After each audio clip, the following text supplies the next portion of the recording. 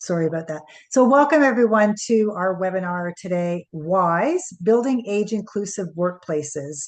We are hosting this webinar today in collaboration with W.I.S.E, Empowering Age-Inclusive Workplaces, as well as with the Canadian Network for the Prevention of Elder Abuse, in recognition for Ageism Awareness Day, which is today.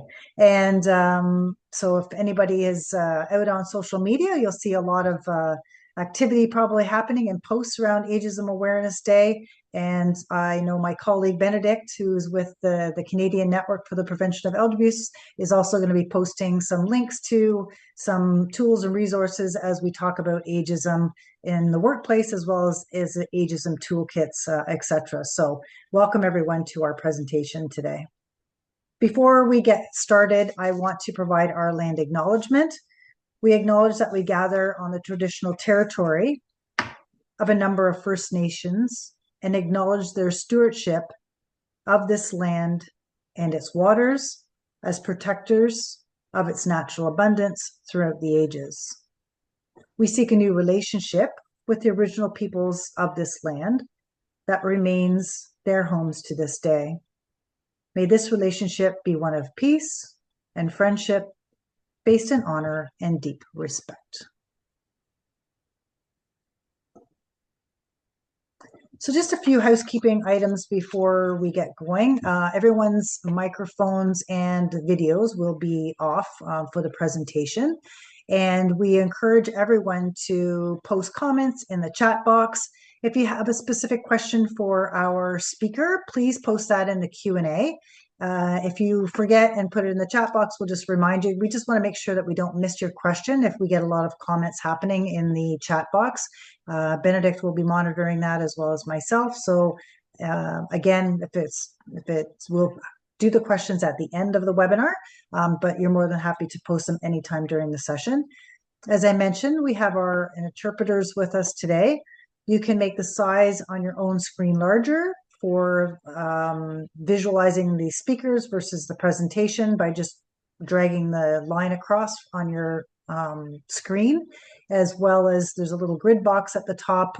You can change the preference as well for your own needs of what you would like, as well as the closed captioning. You can enable or disable that as well. There's a little CC button at the bottom that you can enable that to turn on the closed captioning. Today's session is being recorded and will be available on both CNPA and Elder Abuse Prevention Ontario's websites in the next coming days, probably on early next week, being that it's a long weekend that's coming up.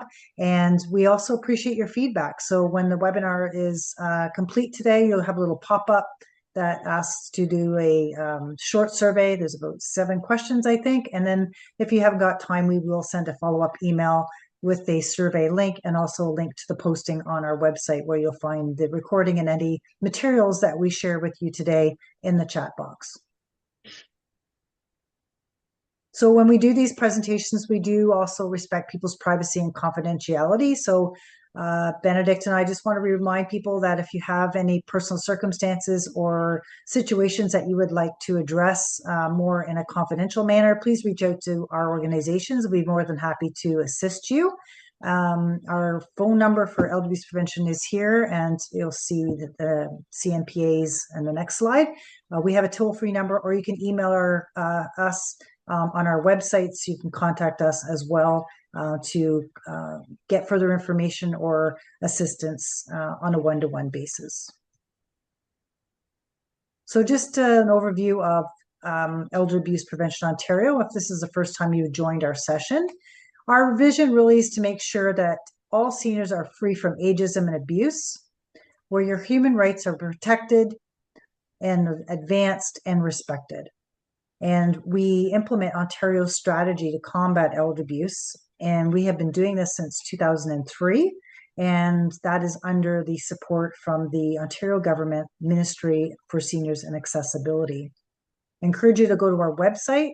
There's a little QR code there, or you can go to eapo.ca and find more information and resources on our website. Now I'd like to ask Benedict to speak about CNPA. Thank you, Rayanne. Hi, everyone, and happy Ageism Awareness Day.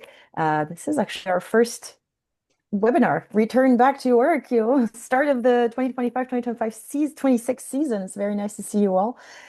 If you don't know who I am and who CNPA is, we are a pan-national organization, pan-national, pan-Canadian organization that works to improve awareness, supports, and capacity to have a national coordinated approach to elder abuse and neglect.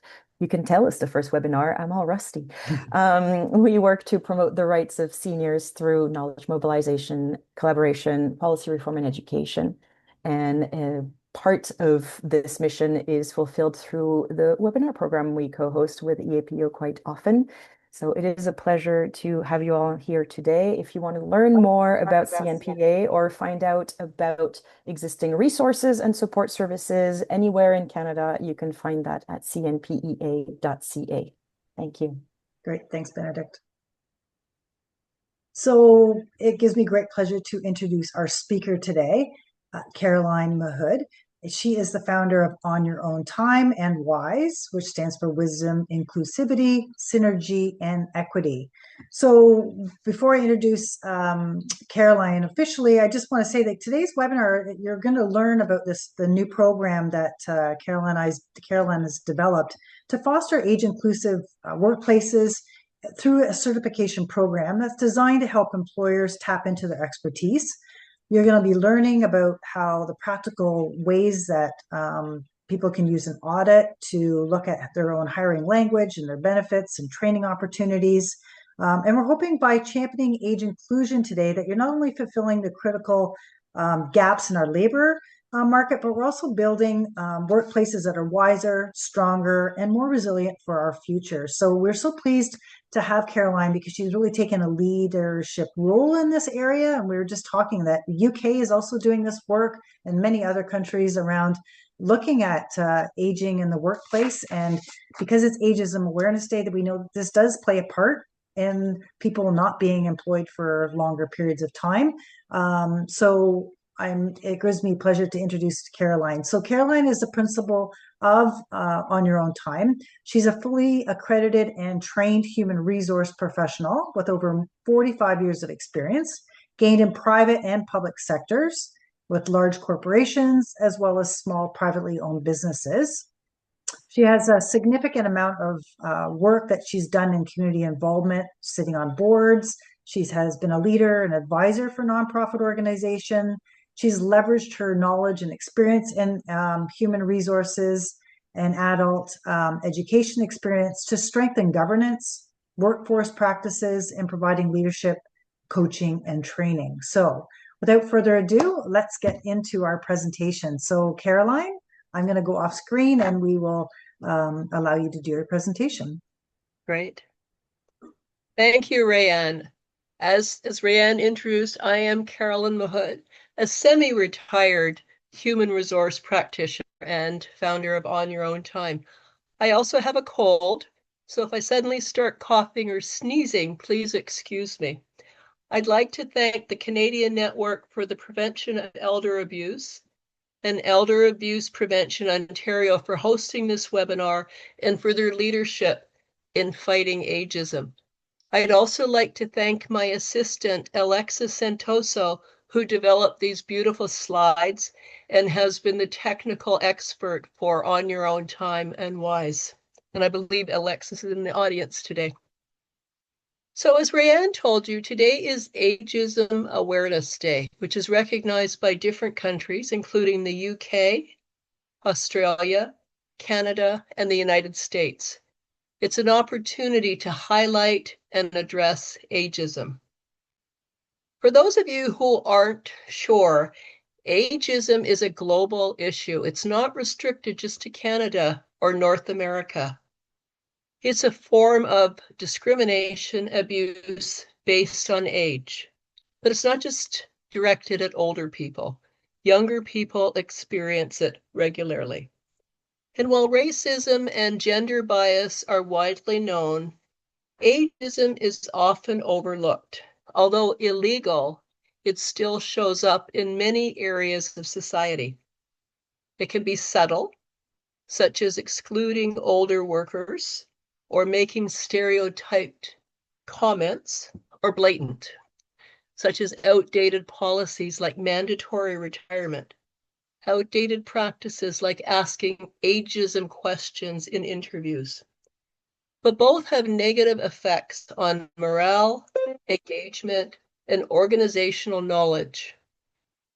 And in addition, older adults who experience ageism have heightened stress, reduced self-esteem, and some even leave the workplace early, which impacts their financial stability and overall well-being. In the workplace, many of you can relate to this statement. Ageism shows itself in a multitude of ways. I'll just give you a few examples. Showing preference for younger hires, although the skills of older workers equal or exceed those required for job success. Often those older workers are told, "You're overqualified."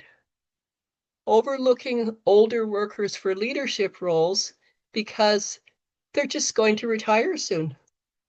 Offering fewer opportunities for upskilling and development to older workers. ARP, or the American Association for Retired People, reports that 64% of workers aged 50 years and older have observed or experienced age discrimination in the workplace. And the sad news is that figure has not changed since 2024. I'd like to start our discussion with a story. The video, Age in America, How Ageism Cost Archie His Job, tells us about Archie, a mid-career worker who started working for the same employer early. He gave the employer everything. He worked hard. He even went to work when he was sick. I'm sure many older workers in the audience can relate to that. I know I used to go to work when I was sick because I was dedicated, I was loyal. But eventually, Archie started hearing comments like younger energy. He started to feel excluded in the workplace. He started to see that there are fewer opportunities for him to advance and increase his compensation. And eventually, he knew that he was working in a hostile environment. His story exposes systemic ageism, which many older workers experience. For Archie, it wasn't about losing the paycheck. It was about losing identity and purpose. And that can eat away at confidence, respect, and dignity. I could relate to some of what Archie went through. After a long career in human resources, I wasn't ready to retire fully. I wanted to keep working in flexible, fulfilling work. But what I encountered were ageist attitudes. Doors were slammed in my face before I could even knock on them. Ageism became personal for me, and I decided I was going to tackle it. So ageism creates a ripple effect. It starts with negative comments and stereotypes about older people, which eventually leads to disrespect, putting them in a vulnerable state and making them more at risk for elder abuse. By shifting workplace culture, we not only improve retention and collaboration, but we reduce risk factors of elder abuse in our communities. Because elder abuse is not restricted to the workplace. It lays the groundwork for abuse outside the workplace. When older adults are devalued or disrespected, they become depressed. They have diminished motivation. And the sad thing is, many don't talk about the mistreatment. Ageism is subtle. It's very hard to prove that it took place. So many older people don't talk about it. Or they're second guess themselves by saying things like, probably the reason I didn't get hired is because my skills weren't as good as the other person. It's got nothing to do with my age. Although age discrimination is illegal in Canada, it is still widely practiced and it erodes trust. And trust is what every healthy organization is based on. So I'd like you to picture two very different workplaces. In the first, an older worker is dismissed as being too slow or past their prime. Their ideas are regularly overlooked and they feel invisible. For those of you who've been in that situation, you can probably relate. It's threatening. It's demoralizing. Now picture another workplace where the same older worker is valued, viewed as a mentor, is recognized for the skills and knowledge they offer the workplace, and is included. Would you like to work in an organization like that as an older worker? That organization is a WISE worker. Oh, sorry, WISE workplace, sorry, which has a culture that's built on wisdom, inclusivity, synergy, and equity. Today's webinar is called Beyond Buzzwords because many organizations use buzzwords like inclusive, diversity in their marketing tools, in their job postings, on their website, but they don't introduce any practices to support those words. To move from awareness to action on your own time, developed W.I.S.E, a tool that helps organizations make their workplaces more age-friendly. So let's talk a bit more about W.I.S.E. What is it? What does it stand for? The W stands for wisdom, which is demonstrated through the appreciation of the skills and knowledge that older workers bring to the workplace. I is for inclusivity, making sure that everyone feels that they belong and are given the opportunity to do their best work. Synergy, encouraging generations to work together and produce powerful outcomes instead of working against one another. E is for equity, acknowledging age diversity as an essential aspect of fairness and opportunity. W.I.S.E is not complicated. It's a simple online assessment that's adaptable across all industries. And as I said, it helps employers build age-friendly workplaces. We do this through a process that begins with assessment. Employers will let us know that they're interested in assessing the workplace, and we send them a link to a questionnaire. They go through the questionnaire to get a final result of their workplace practices. We verify and audit information that they include just to give us a more clear picture of their workplace. From assessment, we move to provide insights and resources. Based on each organization's assessment results, we provide guided recommendations and resources to help fill gaps. An example is an employer that we worked with earlier realized that they had no mechanism for gathering employee input, which is vital for making change in the workplace. So together we identified tools and resources to help and encourage employees to speak up so that change could be made based on their real input. We don't just hand over resources and walk away. We're there to provide advisory support and help organizations put their ideas into practice.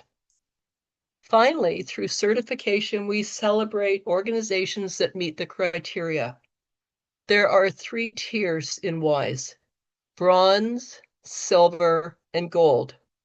Organizations might first realize that they're at bronze level and choose to advance to silver or gold. And on your own time helps them to do that. We celebrate organizations that meet the criteria. And overall, W.I.S.E was designed to be simple and accessible. So any organization, any size, can participate and determine the level of their age friendliness. And the best part about W.I.S.E is that it's free. W.I.S.E was designed around 4 pillars, and I'm going to discuss each pillar now. And as I discuss them, I'm going to give you some tips and recommendations that you can take back to your workplace. The first pillar is culture. Ageism can often hide in plain sight. Workplaces that tolerate ageism have older workers that are regularly joked about, feel isolated, and repeatedly asked, "When are you going to retire?" as if their skills and value have an expiry date. These are just a few examples, but they show how ageism can become embedded in any organization's culture. Ageism also shows up in backhanded comments, which are common in the workplace, such as, "Wow, you're really good at technology," or "You're old enough to be their mother." They sound harmless on the surface, but underneath they're sending a message: you don't belong here. In a W.I.S.E workplace, respect is not optional. It's woven into daily interactions. Leaders model inclusive behavior. Microaggressions are addressed, and collaboration across generations is celebrated as a strength. Practically, this can mean introducing a zero-tolerance policy for ageist jokes and comments in the onboarding process, and ensuring that managers are trained to address disrespectful behavior immediately. The next pillar is the talent journey. Ageism shows up across the employee journey from hire to exit. It starts with recruitment. Job postings often use coding like digital native or high energy, which deters older applicants from applying. Automated ATS systems may exclude older workers because of career gaps or graduation dates. So here's a tip. Use inclusive visuals in your job postings, like multi-general teams, and explicitly state, "We welcome applicants of all ages." Monitor ATS systems to ensure they support fair hiring. Interviews are another place where bias shows itself. Older workers are often asked questions that younger employees never hear, like, "How do you feel about working for a younger manager?" So it's important to keep interview questions based on skills and abilities, and to train hiring managers to exclude ageist questions in interviews. At the other end of the journey, older workers are often targeted for layoffs, early retirement packages. Some are even terminated without cause, not because of their performance, because of outdated assumptions about cost, adaptability, longevity. In a W.I.S.E workplace, hiring, interviews, and terminations are based on fairness and merit. The next pillar is learning culture. One of the most serious, negative, and harmful attitudes about older workers is they can't learn or adapt. This assumption has no basis. Look at all of the older workers who have started or are starting businesses, but that can have real consequences, including limited opportunities for training and development, being passed over for promotions, being overlooked for projects. The truth is, older workers are able to adapt, grow, and continue throughout their career. The barrier isn't their ability to learn, it's what resources are available in the workplace to support them. In a W.I.S.E workplace, learning is for everyone. This includes building two-way mentorships so that different generations can communicate with and learn from one another, making professional development upskilling available to everyone. dependent on need, not age. The final pillar is benefits and accommodation. Benefits and accommodation are often where ageism quietly presents itself. An example is benefits that discontinue coverage at age 65. When nowadays many older workers need and want to continue well beyond age 65. Other times it's in very rigid schedules or treating accommodations like special favors. These practices don't just inconvenience older workers. It's subtly saying to them, you're not worth investing in. So a WISE workplace includes supportive policies that reflect the diverse needs of all career stages. Flexible options like phased retirement and hybrid work. Health and wellness benefits that extend well past age 65. Respectful accommodation like rest breaks or adaptive tools offered without stigma. It's not about giving older workers perks. It's about making the workplace equal and accessible so everyone has an opportunity to grow. When we embed these pillars, we support older workers and strengthen the business in many ways, including dismantling workplace ageism, preventing later life vulnerability, reducing risk factors that can contribute to elder abuse, strengthening worker attraction and retention, building trust across generations, strengthening the organization's marketplace reputation, and being a preferred employer. It's a win-win. So now I'd like to hear from you. You can either jot down your answers to these questions or put them in the chat box, and we'll talk about some of them. The first question: where have you seen ageism in your workplace? Take a few minutes to think about the answer to that, and then, as I said, write down your answer or put something in the chat box.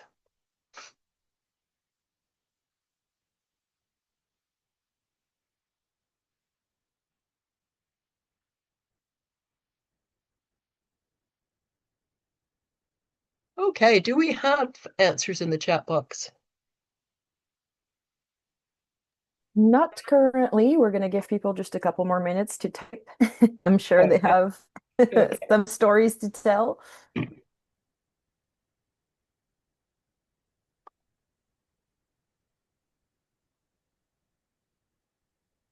Of course, make sure that you anonymize your stories.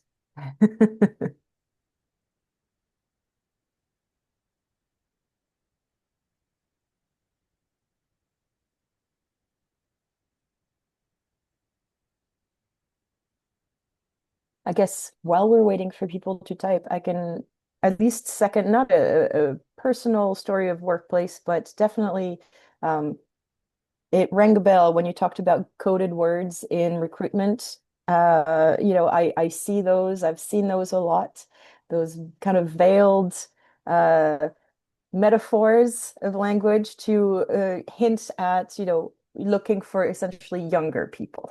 And I've always found that rather shocking, just as, it is also a bit frustrating to when you see recruitment efforts where you're told that to be young and fresh, but also have 5 years experience when you've just made it out of school. I think it puts everybody in very, very tight situations where they're somehow never right, no matter their age. I agree, and it's amazing that it's still very common nowadays with all of the focus on ageism and the advocacy against ageism. People are still putting posts or wording like that in LinkedIn, and as you say, in job postings. Mm-hmm. We have a first comment that came in of someone saying, I used to work with a team and I would hear comments like, how do you feel about being the oldest person on the team? Or, oh, you probably dealt with this issue, with this due to your age. Very important. How are we doing in the chat box? That is the one that has come in so far. Is the one that I just read, and the person added, "I'm in my early to mid 50s." So quite striking. Another person saying, "Example of a known connection who had a challenge to obtain employment after being laid off. Through the support of a job coach, resume changes were made to reduce focus on the length of her experience and coaching on how to answer interview questions." Unfortunately, you do need coaching nowadays as an older worker because often those questions come out of the blue and you're not prepared to answer them. You know what you have to offer, you know your experience, your skills, and your abilities.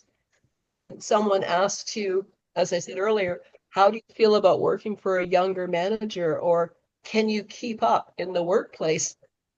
Not only does it catch you off guard, it's very offensive. So, yes, sometimes a coach can help you prepare for answering those very offensive questions. I think Caroline, we also were talking in our podcast interview, which we'll talk about after, but you were also mentioning as an example somebody asking in an interview how old you are, which is against the law. You were referring to that as well. That actually happened recently here in BC, where I live. Uh, a job applicant told me that he had been asked his age by a recruiter. He didn't realize that he didn't have to answer that question or that it was against the law. He provided the answer, and the recruiter told him, "You're too old for this job." It was just, I was just shocked to hear that something like that is happening in this day and age. I think the other thing I sometimes also hear is, older workers should just leave room for younger workers. They've had their time working, so let the space, open the space up for those who are just trying to get experience, not knowing that, they have the same right to, make a living as anybody else does. So I found that kind of striking as well. It's striking and it's short-sighted because more and more I'm reading articles about employers not offering training or making the wrong hires. They're expecting younger, inexperienced workers to come in and operate at the same level as older workers. They're not offering mentorship. So if these older workers decide that they're all going to disappear, who's going to train and help these younger employees grow and develop? All right, I have a second question that accompanies the first. How might the incidence of ageism in your workplace that you've experienced or observed ripple into issues of exclusion or ageism, or sorry, abuse? I'll repeat that. How might the incidence ripple into larger issues of exclusion or abuse? Again, I'll give you a few minutes to answer that question. Well, I think we have two comments that came in right before you read the second question that I feel could apply. One person is saying, "I'm in my early 30s, still in school, and I'm afraid that Okay. I won't have enough work or money when I reach retirement," which in itself could be seen as, it's a form of exclusion, and the weakens your financial stability. So perhaps it ties in with your question. And the next one mentioned, in the banking industry, older experienced employees have been offered incentives to retire, thus leaving the whole banking industry staffed with less experienced staff, resulting in lower customer service.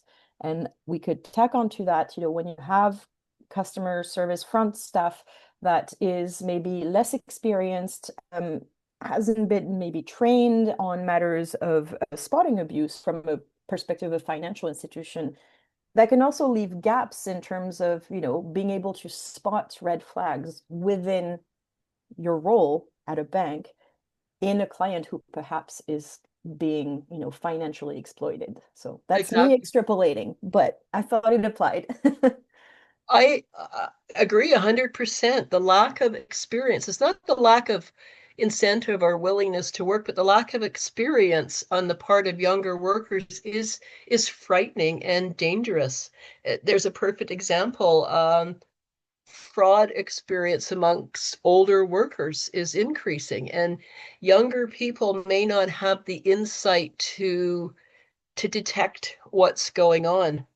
I've actually gotten into the habit of giving a bit of a training exercise to employees who don't show the customer service level that I'm used to, and just giving them a tip. For instance, I was in a bank recently, and there was one teller and a huge lineup of people. And that teller didn't even look up at the lineup of people. He kept talking to the customer he was dealing with his head down. And when it was finally my turn, I said, I'm going to give you a tip from my experience. It would be helpful if you looked up at the people who are waiting and just put up your finger like that, or five, just to let them know how long it's going to take before they get service. And he gave me a big smile and said, thank you. But will he do that? Who knows? But I find that I'm regularly trying to change or train younger workers. And the person who said that she is in her early 30s and is afraid that she won't have enough money when she retires. Can you elaborate on that? I'm interested in understanding more about your situation.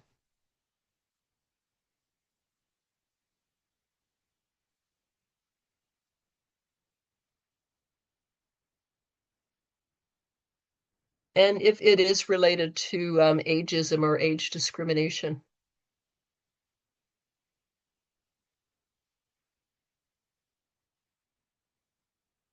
I'm going to give you a few minutes to ponder that question.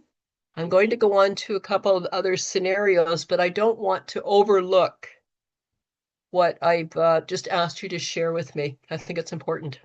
So I'm going to give you a couple of scenarios, and based on our discussion, I'm interested in knowing if you believe that this is an example of ageism. Maria is 62. She applies for a promotion, but is told she's not adaptable enough for digital work. Is that ageism? Anyone?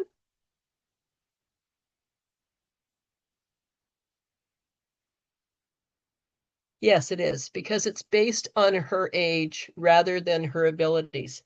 How does the employer know if she has the ability to do digital work?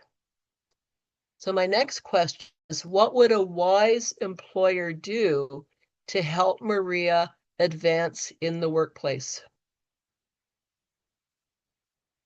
Anyone?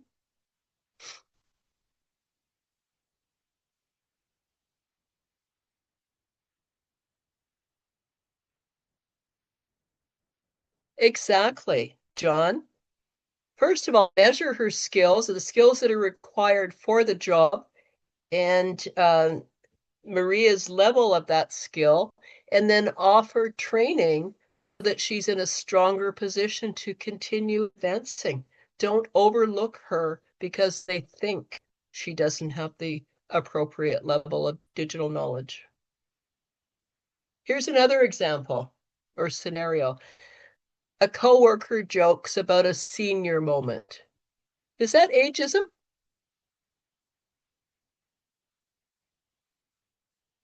Definitely, Layla. Because it implies that all seniors have memory loss, and we know that that is not true. So what could be the impact of a simple joke like that in the workplace?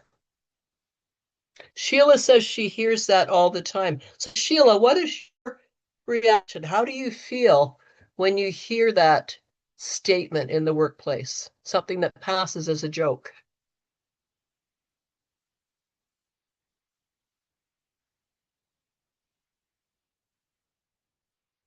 Exactly. You feel sad. You feel targeted, rejected, lonely, isolated. And when it happens enough, as I said earlier, older people may experience depression. They might shut down. Might become demotivated, and they might leave the workplace because of that, leaving behind a void with their skills and knowledge, but also negatively impacting their financial stability. And yes, you start questioning your own abilities. Am I acting like a senior? What is a senior? Am I slower? Am I not able to keep up? And that's an example of internalized ageism, where you basically start thinking you're too old to do or contribute. Am I getting dementia? Exactly. We all experience memory losses from time to time, young and old. All right, I have another activity that I would like you to complete. This one doesn't require you to put something into the chat. I'd like you to measure yourself on your WISE scale. I'm going to read out each component of WISE using the scale of 1 lowest, 5 highest. I'd like you to rate yourself. So let's start with wisdom. I value my own and others' lived experiences. Rate yourself 1 to 5 in that component.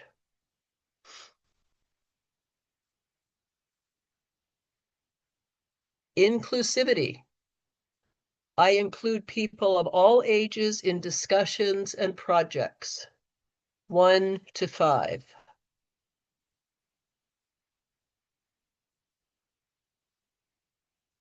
Synergy. I collaborate across generations. 1 to 5.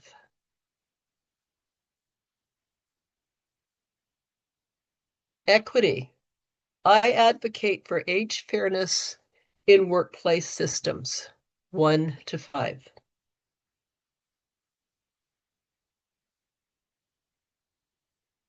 So your lowest score is your personal growth area in your organization.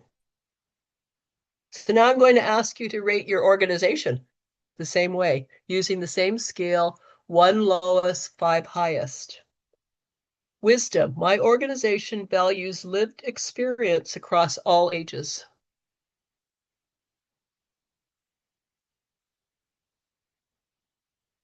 I'm happy to see 5 in some of the responses. That means that some of you work for WISE organizations. That's very inspiring.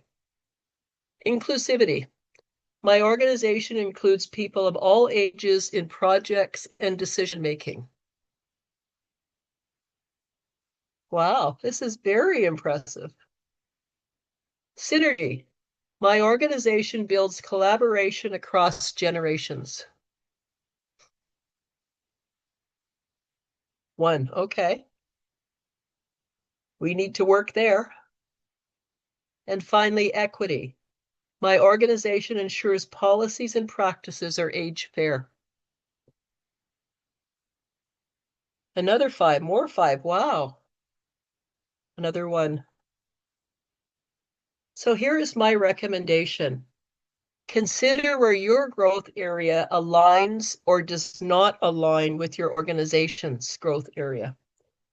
For instance, if you are high in wisdom, you might want to act as a mentor or give advice or make recommendations to your organization that older people have a lot to offer. You can be part of the change that your organization needs.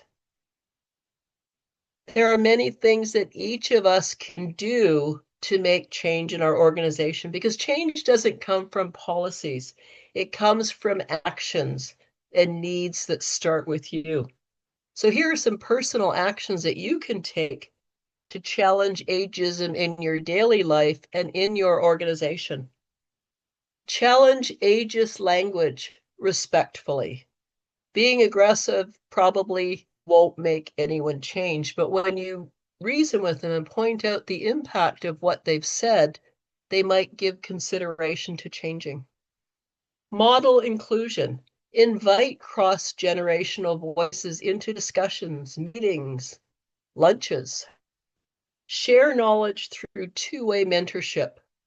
It's amazing what the different generations can learn from one another. Younger employees learn more about skills and knowledge and workplace politics from older workers. Older workers can learn more about technology and get new ideas, different perspectives. Advocate for age as part of DEI, especially if your organization is one that uses buzzwords. Encourage or respect or recommend respectful reporting channels so that everyone feels they have an opportunity to speak up. And this includes the older workers who have been subjected to ageism in some way, but don't know what to do about it because they don't have strong evidence to support a complaint. Use suggestion boxes to recommend inclusive practices. Remember to keep asking yourself, what can I do today, this week, this month? When individuals speak up, workplaces change. So here are some recommendations for changing activities in your workplace. Using the W.I.S.E framework and relating to recruitment, avoid coded terms like digital native. Use inclusive visuals of older people on your website, in your job postings, because when older people see those visuals, they know that they're going to be welcome. Onboarding, pair employees across generations so that they can communicate with and learn from one another. Performance reviews. Include age inclusivity as a leadership competency and measure leaders on that competency. And review the performance of every employee. Don't assume that because someone is older, they don't need a performance review because they're going to retire soon. Mentorship. Normalize two-way learning. Everyone has something to offer and everyone has something to learn. Policies and practices. Accommodate older workers with flexibility, extra breaks, remote work, gradual retirement, training and upskilling. Make training and development available for everyone and base it on need as opposed to age. And these aren't massive changes. Each little step is going to add up to a healthy culture. So thank you for joining me today and participating in the discussion about Beyond Buzzwords, making your organization wise.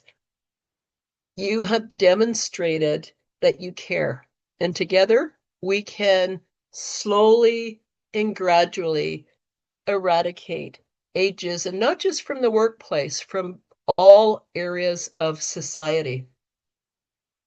There will be a handout and a copy of the slides available on the CPNEA website after our discussion today. Now, I would be happy to answer questions that some of the participants might have. And I'm still interested in hearing from the lady who expressed fear about not having enough money when she retired. Thank you so much, Carolyn. We actually have a first question that came in just as you were finishing. Someone is asking, how can people as individuals get W.I.S.E certified? Is that a thing, or is that strictly for a workplace? You know what? That's a very innovative question.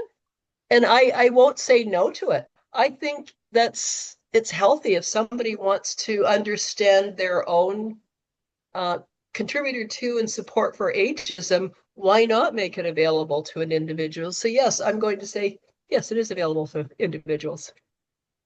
And I've just added the link in the chat box to your website, to the W.I.S.E page. So if people want to contact you and learn more, they can find that information there. Thank you. And thank you for that question and recommendation. We'll give people a few more minutes to type their questions, of course. But meanwhile, there was a comment that came in while you were presenting from someone actually the same person saying, I'm also disabled and I want to be off disability and support myself with a good job and go for a master's and PhD. I actually want to work with older adults when I am finished, and I have tons of training and working. But there needs to be more, there needs to be an intergenerational workforce. The money that disability gives you is not enough to live on. And I just want to check if this was the person whom you asked to expand on her original comment. Yes, it was. So Bianca, that is Bianca's answer for you. Okay. So can you elaborate and tell me what the question was? I picked up So, on not enough resources and intergenerational teams, but if you could just tell me what the question is.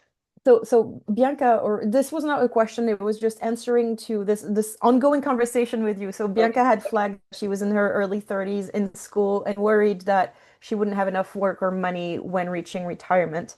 And she Okay. then followed up a little bit later with that additional comment on her reality, which is that she is also disabled and trying to support herself with a job while also seeking out a master's and then hopefully a PhD so that she can work with older adults when finished, but that there's a lot more to go on to do, which means that it is likely when Bianca is ready to enter the workforce, she might be in her 40s potentially, and that this might be the concern at the heart of it all. Well, they say that babies who are being born now are going to live to be 120. So you're young now. You have an opportunity to see change directed at ageism, but also see change from employers who are going to recognize that people are living longer, so they have to make work available, they have to make income available, governments have to get involved and create better sources of income, maybe enhance pension plans. I guess what I'm trying to say is that it's still early days, but when you compare what the science is saying and the state that we're living in now, there's going to be a lot of change over the upcoming years to support older workers so that they can work well into later years because they're going to be healthier and they're going to be in a position to work and make a contribution. Does that answer the question or address the situation that you raised?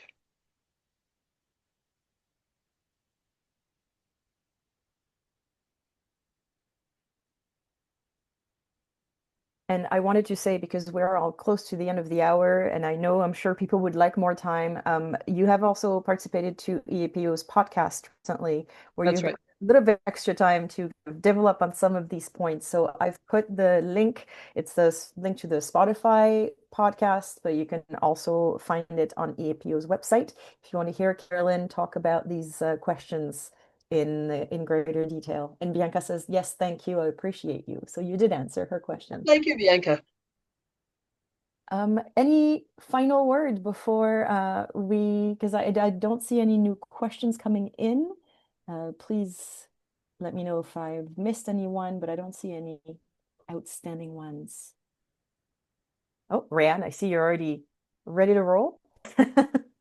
If any other new questions come in, we can take them as we just wrap up. So thank you, Caroline, for such a great presentation and overview of the issue, and you have such a wealth of information to share on this, and such great recommendations. I think the practicality of how we can approach this are they're not um, they're not complicated, right? It's just making the time and the space to make it happen. So, which I think is very helpful. And the podcast, we do go into a little bit more of some of these details. So, thank you, Benedict, for posting that. We are continuing to host our webinars throughout from now till the end of December. We have lots in partnership with CNPA, as well as some with just elder abuse prevention in Ontario alone. We're continuing with our Service Canada series about empowering your life with the programs and services that they offer. So our upcoming one is on the new Canadian dental care plan to get people educated about the services and eligibilities if you're not already signed up. We have one on fraud prevention that will include a partnership also with the Canadian Revenue Agency on November 27th. And then we are working with the Ministry of Finance to host a couple sessions around income credits and as well as understanding Ontario administration tax. And then Benedict and I are partnering on a new project that that CNPA has led, called the Wildflower Way, which is focused on gender-based violence of older women, which is a great project that they've been involved in. So you get an overview of some of the tools and resources that they have to offer. And then we're continuing our conversation around ageism in regards to the new tool on Ageism Awareness module and toolkit that they have also developed through the Canadian Coalition Against Ageism. So you'll have access to that and learn more about that program as well. And because October, I'm trying to remember what month we're in. October is also Cybersecurity Awareness Month. So we're doing a series of workshops. I know we just talked in this webinar about digital literacy and understanding the technology. So Benedict and I are collaborating with Media Smarts and Get Cyber Safe to host 3 webinars available English and French. The French will be following on the same days, just about an hour later, and people can access that. You can find information on both of our websites to register for those sessions. They will be really good interactive web sessions and workshops that you can learn more about online security and safety and navigating information online. It can be complicated. I'm learning all the time.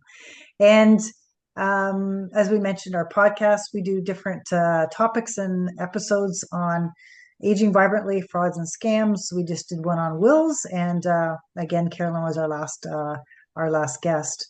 So if you don't have a phone to listen to it on Spotify, we also have them on our website for people to view on YouTube or just listen to the podcast as well. And I have to mention that Benedict and some of the people on our line today, participants, are also on our senior advisory committee that help guide the episodes and topics that we provide to our public to inform them about being safe and secure as we age. Again, just a reminder of our evaluation. So just a little pop-up, if you don't mind, again, when we're finished, just to give your feedback. We greatly appreciate it. And maybe there's another topic that we can bring Caroline back. If anybody has any issues that we want to further explore, we open to your comments around that as well. And you can contact us. Again, here's our contact information. We're on social media as well as the Canadian network. You can find us on all of the, if you just type at CNPA, you'll find us all on the social medias. We continually post information, and if you're not signed up for our newsletters, we both have, organizations have great newsletters that have information on upcoming projects that you could come involved with, new reports, etc. And the one I'm going to post in the chat box, or maybe Benedict can, is the federal, provincial, territory ministers responsible for seniors just released, I just got it today, their new report on policy options related to ageism targeting older Canadians that individuals can download on the Canadian website.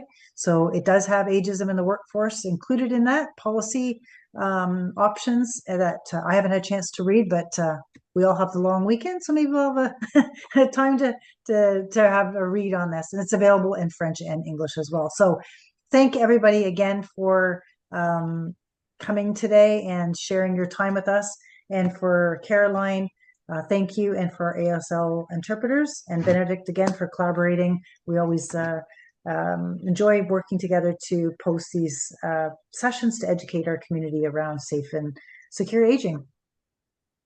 So thank you all, and our recording, again, as I say, will be up in early next week. Thank you. Thank you.